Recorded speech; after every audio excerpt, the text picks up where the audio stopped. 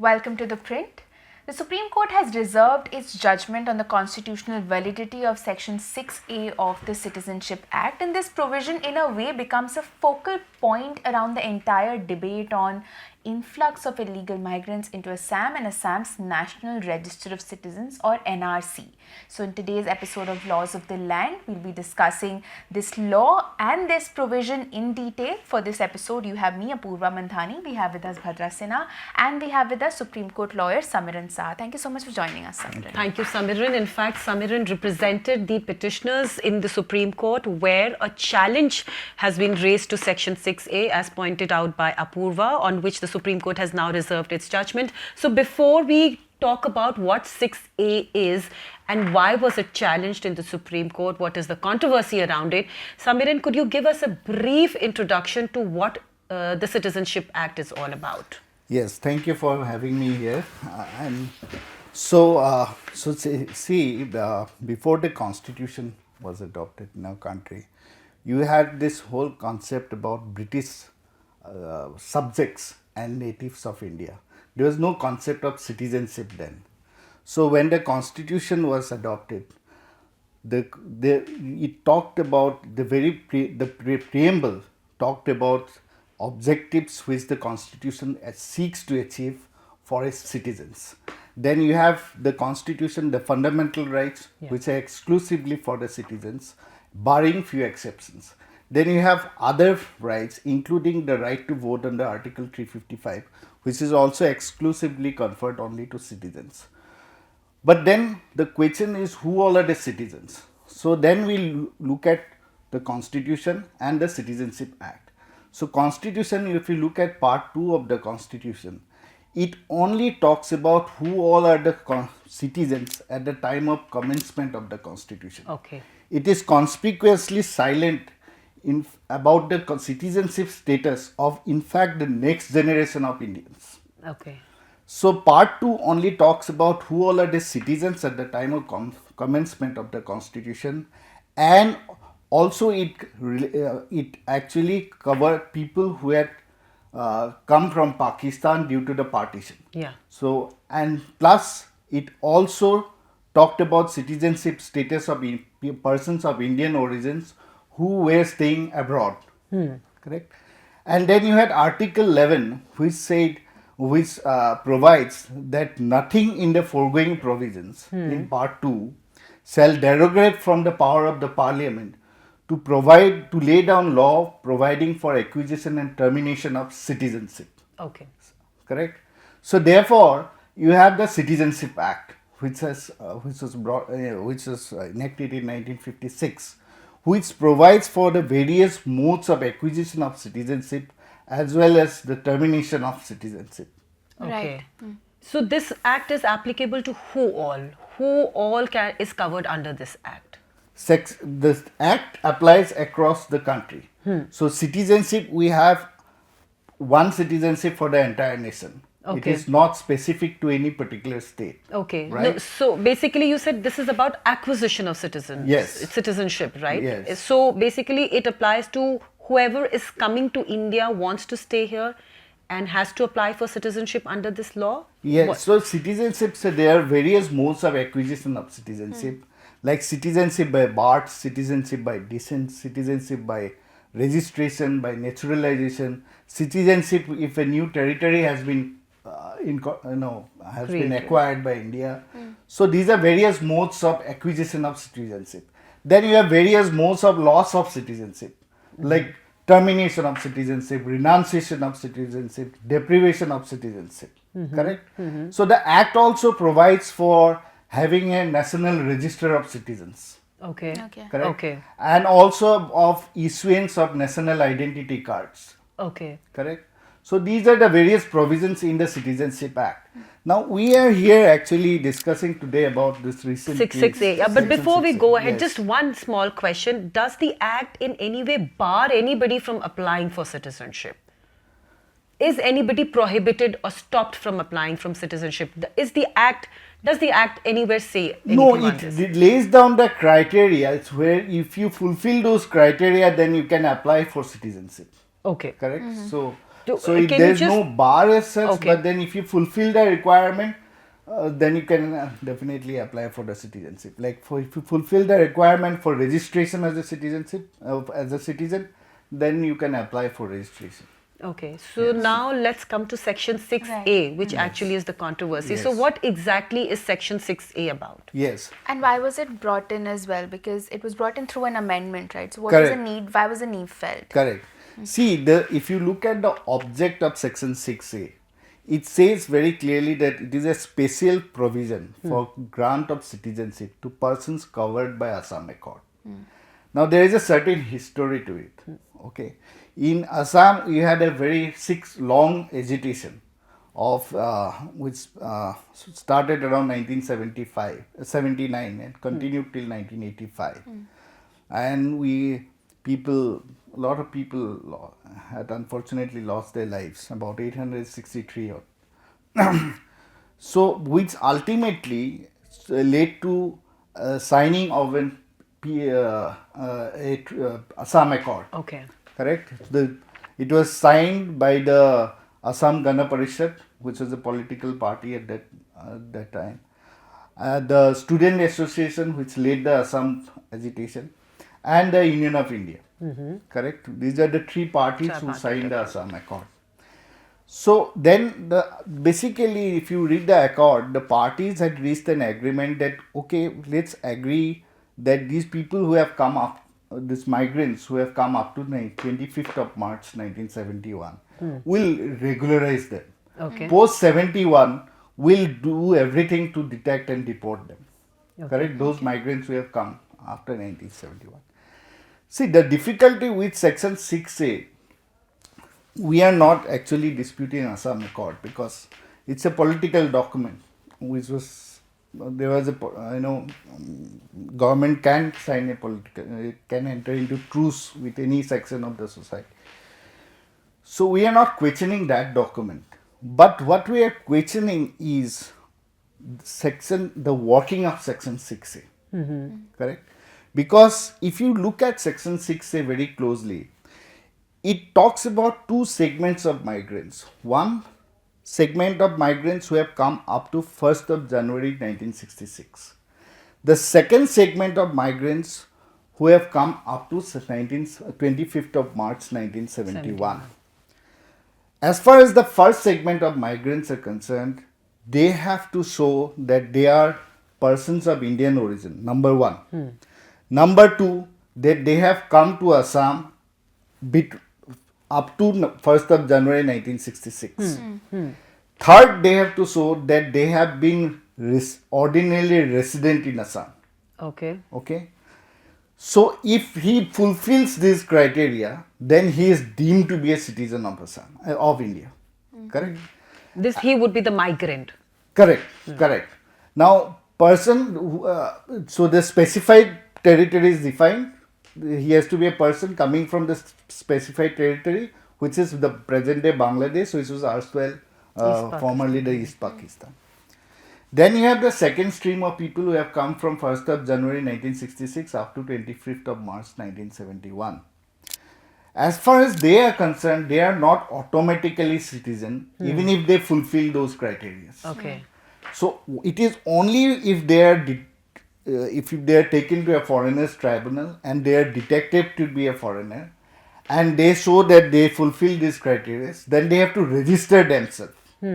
And post their registration, they will continue to enjoy all rights of citizens, but they are not entitled to vote for a period of 10 years. Okay.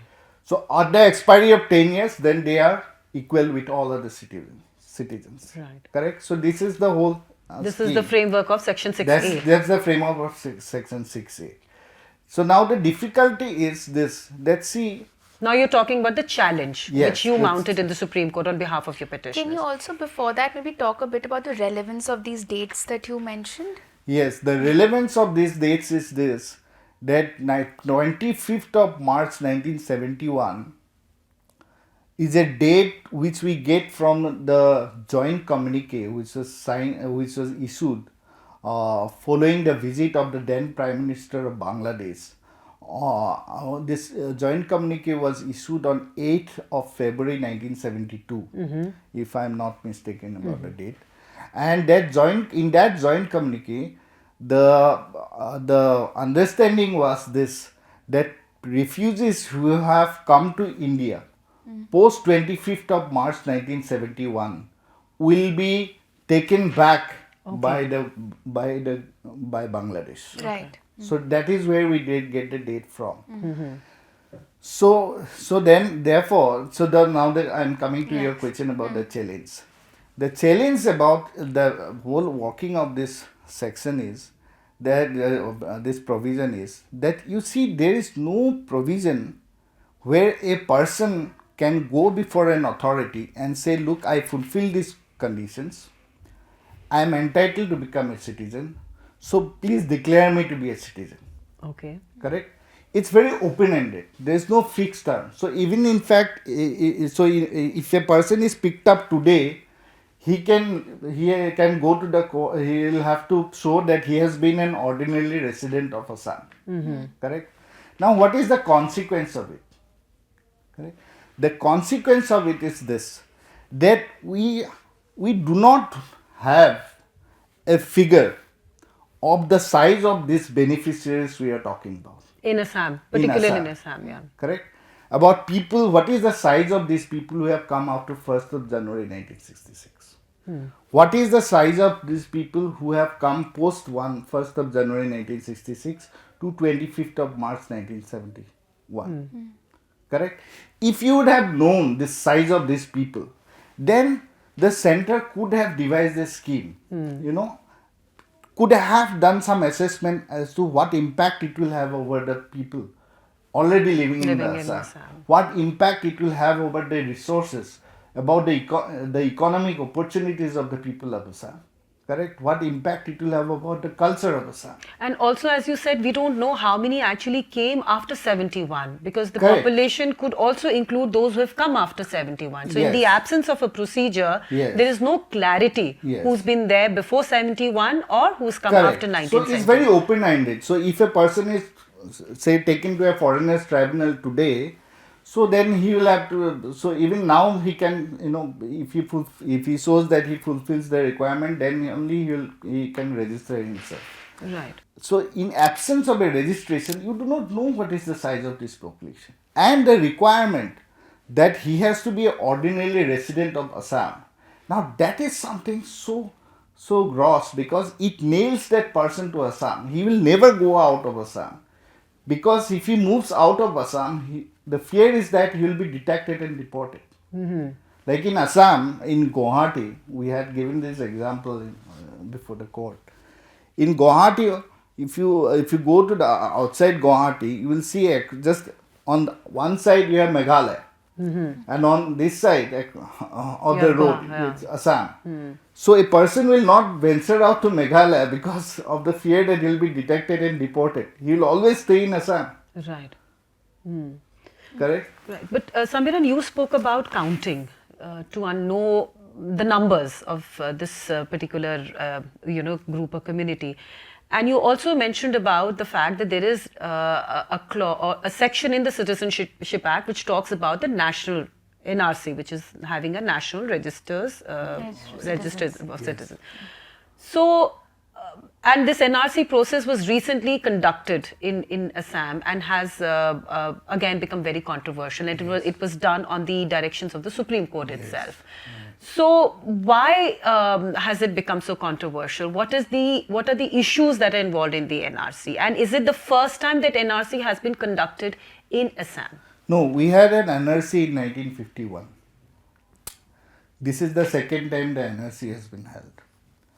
So there is a separate challenge to the whole procedure for conducting the NRC, which is still pending.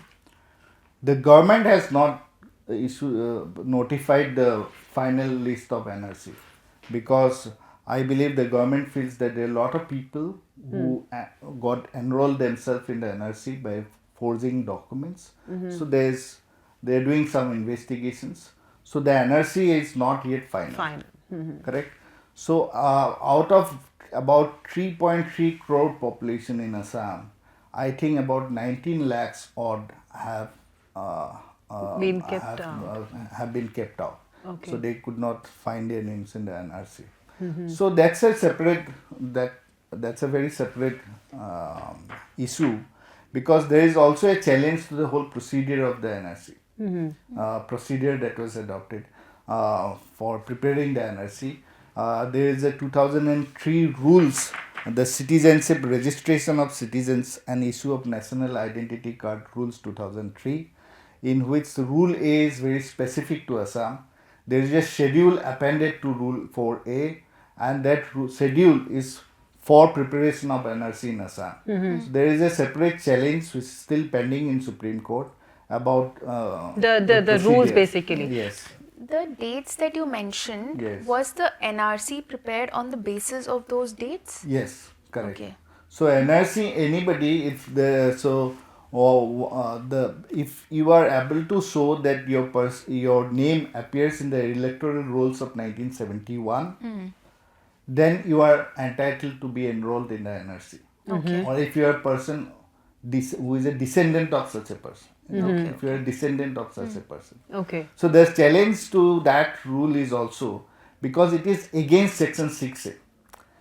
Because 6A, Yeah, that's 66 exactly. to 71 That's is right, not yeah. automatic. Right. Yes, yes. Yeah. You have to register yourself, and the affidavit which the Union of India has filed in this case actually shows that people who have come between 66 to 71 who have registered themselves is only 17,000.